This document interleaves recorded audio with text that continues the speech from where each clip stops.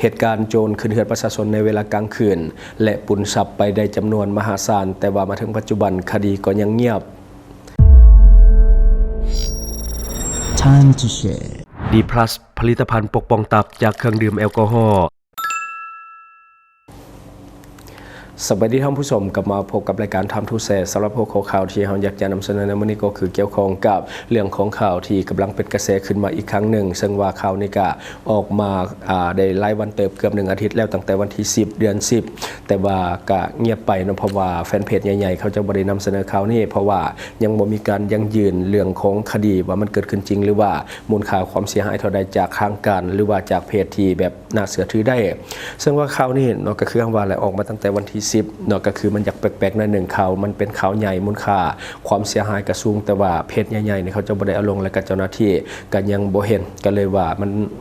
กำกึ่งว่ามันเป็นข่าวปลอมหรือว่าเป็นข่าวแท้แต่ว่ามื้อนี้เนาะมันมีคนออกมายังยืนแล้วว่าเหตุการณ์ดังกล่าวมันเกิดขึ้นจริงแล้วก็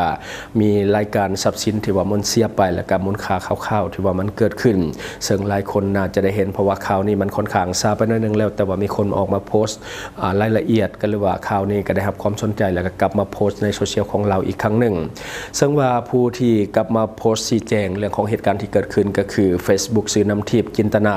ซึ่งได้โพสต์ข้อความในเวลา 21:41 นาทีของวันที่15 เดือน 10 ปี 2025ก็คือตอนแรงมือวานนี้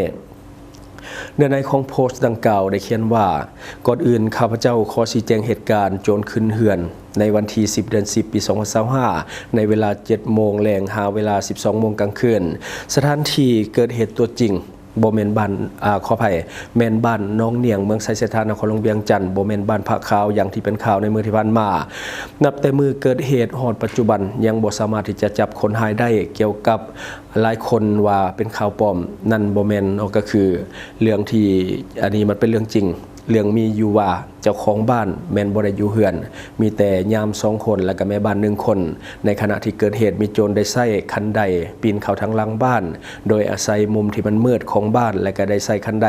ประมาณ6 เมตรปีนขึ้นมาทางด้านเทิงหรือว่าชั้นที่2ของบ้าน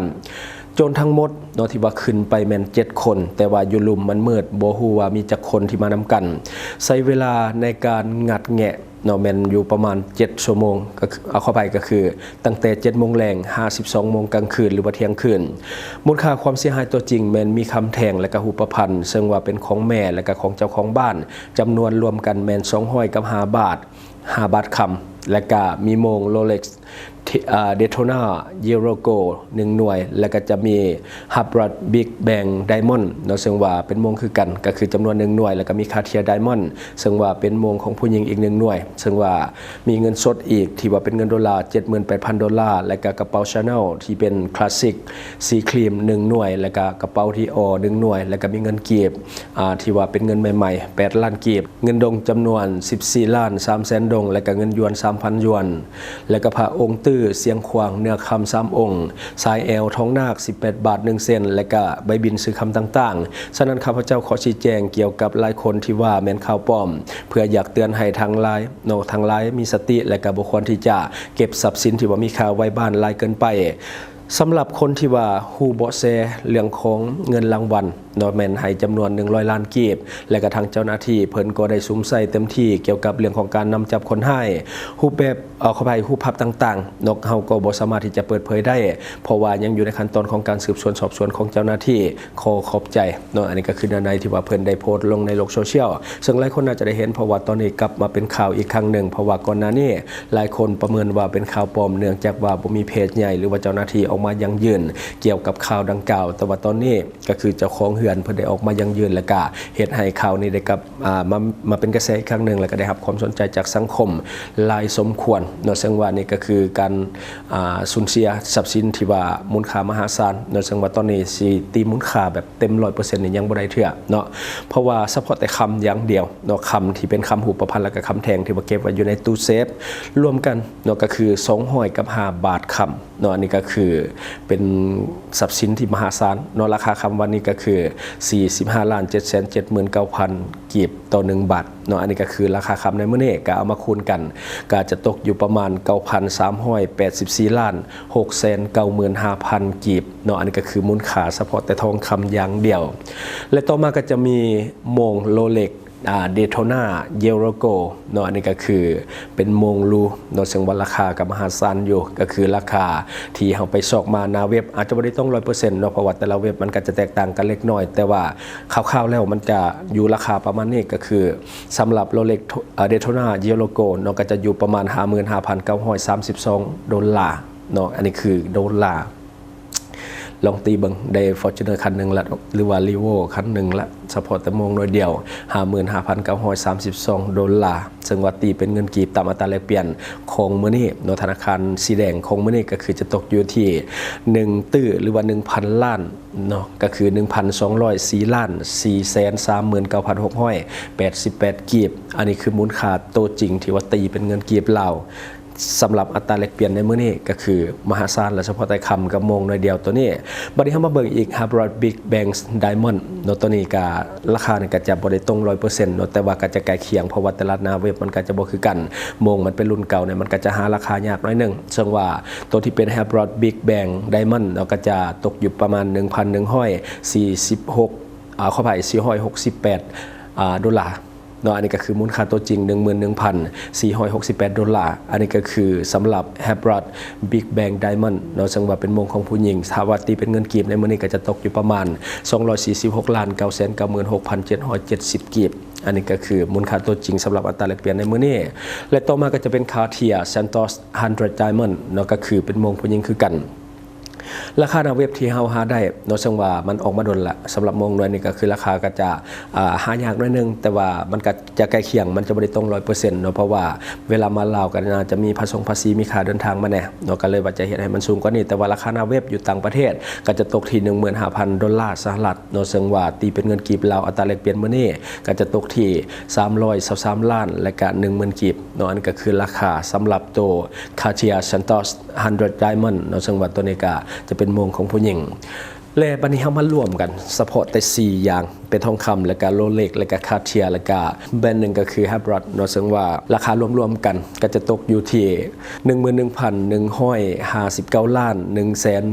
111,458 กีบเนาะซึ่งว่าอันนี้ก็ถือว่าเป็นมูลค่ามหาศาลเพ้อๆนี่มูลค่าสูงกว่าการปุ้นหันคำด้วยซ้ำเนาะซึ่งว่า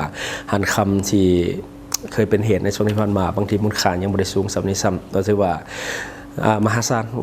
าลก็ได้โดยซึ่งว่ายังบ่ทันได้รวมทรัพย์สินอื่นๆที่เป็นพวกกระเป๋าที่เป็นแบรนด์เนม Dior Chanel ว่าสินะยังมีหลายอย่างที่เพิ่นยังบ่ทันได้ตีมูลค่าเขาเพราะว่าหาราคาบ่ได้ก็เลยว่าเอาแต่ที่เฮาหาราคาได้เฉพาะแต่หาราคาได้ก็จะตกอยู่ที่ 11,159 ล้าน 111,458 กีบเนาะซึ่งว่านี่เป็นมูลค่าตัวจริงที่ว่าเสียยังบ่ทันรวมทรัพย์สินอื่นๆถือว่าเป็นการสูญเสียที่มหาศาลแท้เนาะถือว่าเอิ้นว่ามหาศาลได้แล้วก็คือโจรก็น่าจะเป็นคนที่บ่ได้อยู่ไกลกระดกเพราะว่าฮู้ว่าเจ้าของเฮือนบ่อยู่แล้วก็ฮู้ว่าทรัพย์สินอยู่ไสแล้วก็ใช้เวลาตั้งแต่ 7:00 นจนถึง 12:00 นกลางคืนซึ่งว่ามันแทบจะมานั่งกินน้ำนอนพักผ่อนหรือว่ายังใดว่าสินะแล้วก็ตามที่เจ้าของเฮือนบอกว่ามีแม่บ้าน1คนและมียาม2คนเขาทุบตู้เซฟดังปานนั้นบ่ว่าสิบ่ได้ยินเนาะก็คือแบบมันแปลกๆสำหรับคดีตัวนี้คำถามที่ชาวเน็ตถามตามโซเชียลหรือว่าตามแฟนเพจต่างๆที่ว่ามีการโพสต์ลงไปเนาะคือส่วนใหญ่ก็จะถามว่าเจ้าของเฮือนแม่นไผเนาะเฮ็ดอาชีพหยังเป็นหยังคือรวยคักรวยแน่เนี่ยประมาณนี้คำถามที่เฮาเห็นเฮาไปอ่านมาแล้วก็ต่อมาก็คือเป็นหยังต้องเก็บทรัพย์สินที่มันแบบมหาศาลปานนี้ไว้อยู่เฮือนของตนเองเป็นหยังบ่ไปฝากไว้ตู้เซฟธนาคารอันนี้คนก็ถามหลายและต่อมาก็คือเวลาเขาทุบตู้เซฟขนาดนั้นเนาะมันหมุนขนาดนั้นนี่แม่บ้านกับยามที่ว่าอยู่ในบ้านนี่บ่ได้ยินหยังเลยบ่ก็คือแบบว่าบ่มีหยังผิดปกติหรือบ่เพราะว่าโจรนี่ขึ้นทางหลังบ้านเนาะแต่ว่าการที่จะทุบตู้เซฟและใช้เวลาโดนปานนั้นน่ะบ่ว่าแม่บ้านที่อยู่หั่นกับยามสิบ่ได้ยินเนาะอันนี้ก็เป็นสิ่งที่หลายคนสงสัยและก็ตั้งคำถามแล้วก็ความเสียหายหลายปานนี้เป็นหยังเรื่องมันยังเงียบเนาะคือแบบมูลค่าแบบหลักหมื่นล้านว่าสินะ เนาะแต่เป็นยังว่าเรื่องมันยังเงียบในปัจจุบันอันนี้เป็นสิ่งที่หลายคนสงสัยเจ้าหน้าที่ก็ตามเรื่องนี้ต้องได้รอทาเจ้าหน้าที่เพิ่นเพราะว่าตอนนี้ข้อมูลอาจจะยังบ่ได้ถูกเปิดเผยหลายแต่เฮาก็บ่ฮู้คือกันว่าข่าวที่มันหลุดมาในโลกโซเชียลมันมาได้จังใดแต่ว่าตอนนี้ก็คือมีความคืบหน้ามาหน่อยนึงเนาะแต่ถ้าว่ามีความคืบหน้าจากเจ้าหน้าที่หรือว่าคดีมันมีความคืบหน้าสามารถได้เบาะแสคนหายหรือว่าอย่างต่างๆเพราะว่าเพิ่นก็สมนาคุณลายอยู่100ล้านกีบเนาะสำหรับผู้ที่ว่าให้เบาะแสแล้วก็นำไปสู่การจับกุมหรือว่าเจ้าหน้าที่สามารถจับกุมได้เพิ่นก็จะมีเครื่องของสมนาคุณให้โดยซึ่งว่าตอนนี้ยังบ่ทันได้มีความคืบหน้าหลายกว่านี้ถ้าว่ามีความคืบหน้าหรือว่าจับคนหายได้ทางรายการของเราจะมาอัปเดตสู่ท่านผู้ชมได้รับรู้ฟังนำกันตื่มโดยซึ่งว่าตอนนี้ก็มีแต่รับรู้เท่านี้ก่อนเก็บมาเล่าสู่ฟังแต่ถ้าว่า